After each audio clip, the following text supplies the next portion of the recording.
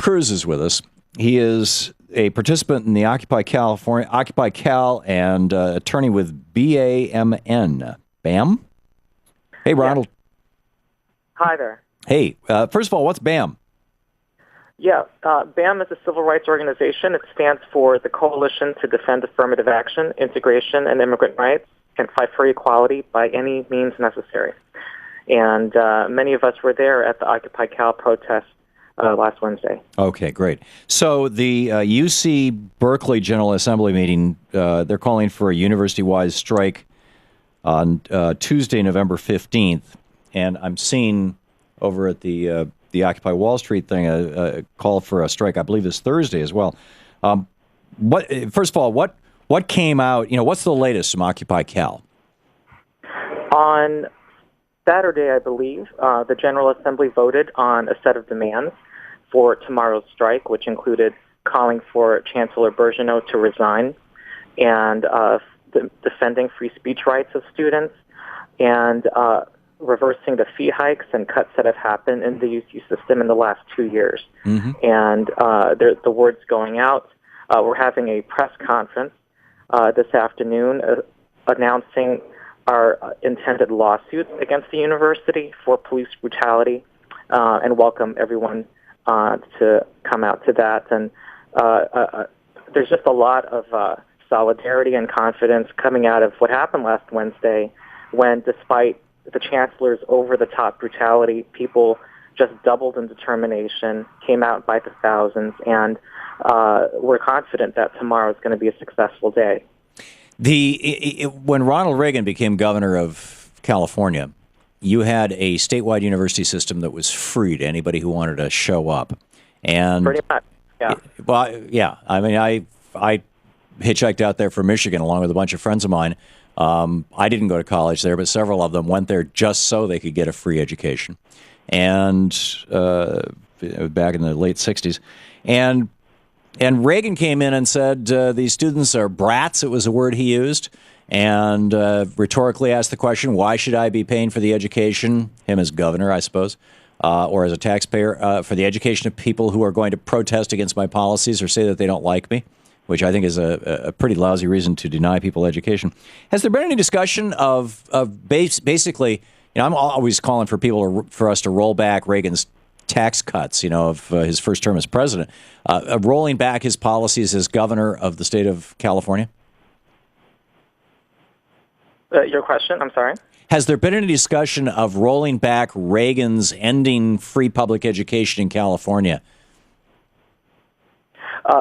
Right. There's been the whole tax revolt coming out of the 70s. There's been a lot of talk within the movement of fighting to overturn Prop 13, to tax the rich and the billionaires to pay for public education.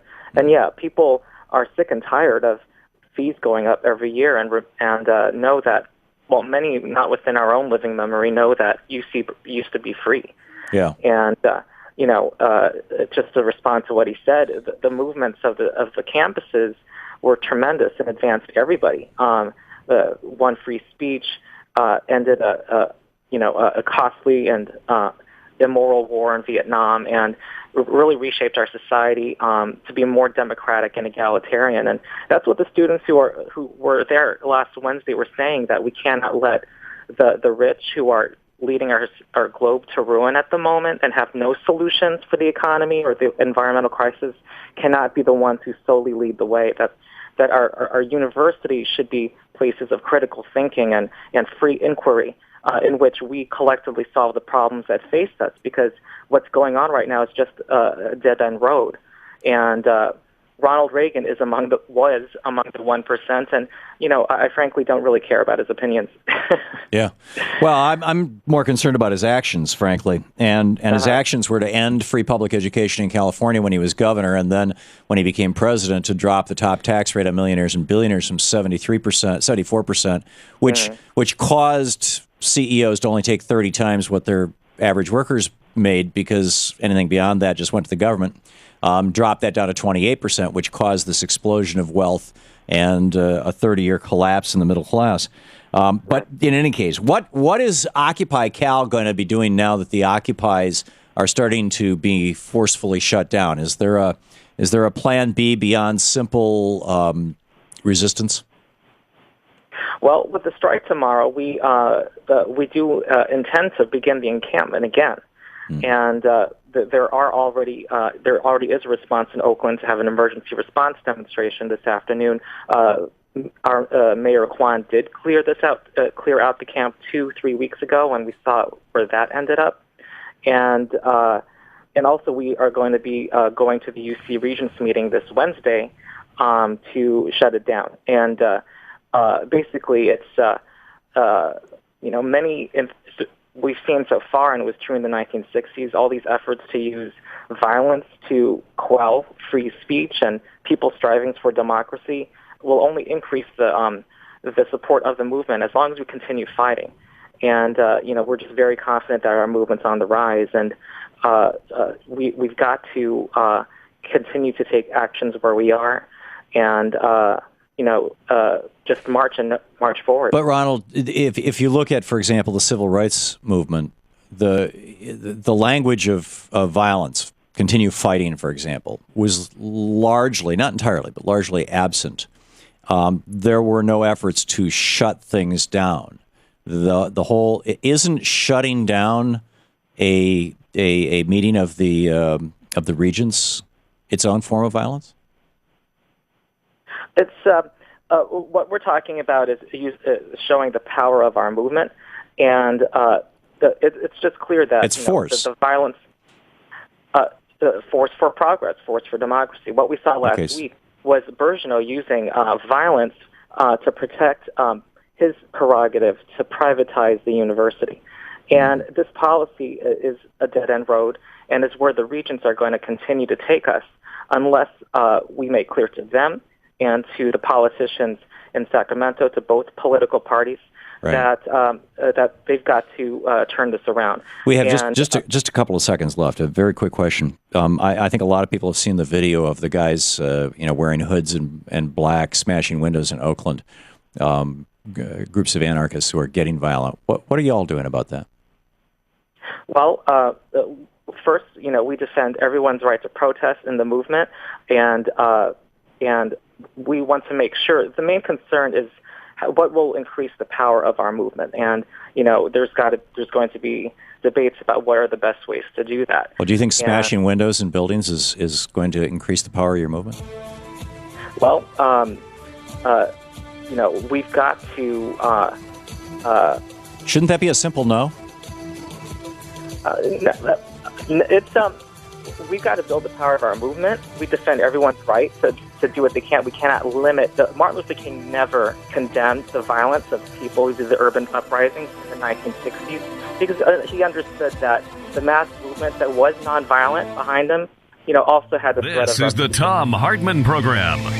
Ronald, respectfully, he did not defend violence, Martin Luther King. And in fact, if you want to hang on, we can continue this conversation. Welcome back. Thom Hartmann here with you. Ronald Cruz, a participant in Occupy Cal, an attorney with By Any Means Necessary, BAMN.com, on the line with us. Ronald, back to our conversation, just in the 5, 6, 7 minutes here we're going to have left. Martin Luther King, for example, you were quoting him as if he would support smashing windows in buildings as a way to add strength to the movement. He openly opposed that type of behavior. In fact, here's a quote from him. The ultimate weakness of violence is that it is a descending spiral, begetting the very thing it seeks to destroy. Instead of diminishing evil, it multiplies it. Through violence, you murder the hater, but you do not murder hate. In fact, violence merely increases hate. Returning violence for violence multiplies violence, adding deeper darkness to a night already devoid of stars. Darkness cannot drive out darkness. Only light can do that. Hate cannot drive out hate. Only love can do that. Isn't by any means necessary ultimately a very destructive message for the movement? Well, to respond to Martin Luther King, towards the end of his life, he became increasingly left-wing. And in response to the urban uprisings, particularly what began in 1965 with Watts, Martin Luther King never openly condemned the youth who were in those. And one of his quotes was that riots are the language of the unheard. And he said violence is born out of the womb of pain. Yeah, absolutely. But he didn't. And much He was of not. The condemnation of violence was against the government's policy in Vietnam, and he said, and he directed his criticism at the violence of the government. So you're using that as a justification and saying, by any means necessary, including violence, including smashing windows, including vandalizing buildings, including shutting down the chancellor's meeting, that those are things that you think are going to strengthen the movement and cause more and more Americans to support you. Yeah, there's two questions going on here. One, what are the best ways to build the movement? One, we've got to show our power and our mass power, and because that's the only way this is going to change. Why not show your morality? Why not show your? I mean, isn't that the ultimate power, or do you think that the ultimate power is the ability to physically overwhelm, for example, the university chancellor's meeting? Well, what we've got to show is that we can stop the attacks that are already being carried out against us. And just to speak. So you don't think that moral force is the greatest force in the universe, to paraphrase Martin Luther King? Sorry, go ahead. So you don't think that moral force is the greatest force in the universe? You believe that physical force is more important? We have both on our side. And what happened last week was the police attacking peaceful protesters who said no when the university said you may not have tents, you may not have your encampment. Absolutely. We do not accept the authority. No, I'm with you on that. But also what happened was that a group of people dressed in black with hoods on went around with shovels and things, smashing windows in buildings. And, I asked you about that. I expected you to say, no, we can absolutely condemn that. You didn't say that. I'm wondering why. Well, one, I don't condemn that because the only way we've got to make clear that we're going to fight by any means necessary, and that's the quote from Malcolm X. On the other hand, there's just questions about what are the best by ways. any means necessary. Does that include murder? No. I mean, this is not the problem with framing it as violence, this debate as violence versus nonviolence, is that in the end it's Well, isn't that the problem of framing it as by any means necessary?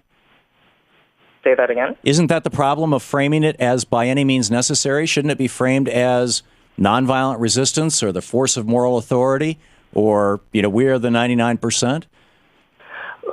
For years and years, we've been told, the only way you are going to get change, the only methods that are available to the oppressed are voting. And right now we have Democrats in office. No, we've not been told that. And peaceful demonstrations and coming out and making moral appeals to the people in power. And for years and years, that has not taken us where we need to go. We now have Democrats who are implementing the attack on public education. How did women get the right to vote? There were no riots. This is 1919. Anyway, we can go back. No, I'm saying if you look at yes, there were violent segregation end in the 1960s. There was peaceful protesters that Martin Luther King led. Children boycotted their schools, marched in the streets of Birmingham. Yes, and they faced violence and were nonviolent. But always behind that was the threat of social unrest throughout the South. And actually, at the end of the week, after the children were water hosed, about 1 week later, after Martin Luther King's hotel was bombed, there was a riot in Birmingham. Sure. And there were the first urban uprisings of the 1960s were in December of 1963 throughout the whole South that led up to the 1963 March on Washington. And affirmative action programs, the Great Society were all a response to the threat of social upheaval that the urban uprisings that started in 1963 represented. So you believe that the threat of violence was what provoked the successes of the civil rights movement, rather than the nonviolent moral statement that they made by letting the fire hoses and the dogs be turned on. Both were vital. Both were needed for the movement. Okay. And you think that moving forward, there needs to be a threat of violence? What we need is to make clear that we don't accept the efforts by those who oppose us to limit our means of struggle. And so when And struggle in your mind just to includes clarify, smashing the this windows of movement businesses. Is nonviolent. It's a movement that hates violence. That's why we are protesting. Isn't hate a form of violence? No. When you hate violence, and when a friend of mine who was on the front lines was pulled by her hair by the UC police, I'm going to defend her right, and I'm going to try to make sure she's not brutalized. Right. And that's hate in your mind. One could say that, and there's nothing wrong with it. It's also love for my fellow people who are standing alongside me. Okay. For justice. Ronald, we're out of time. Ronald Cruz, by any means, that's at BAMN.com. Check it out. Ronald, thank you. Thanks.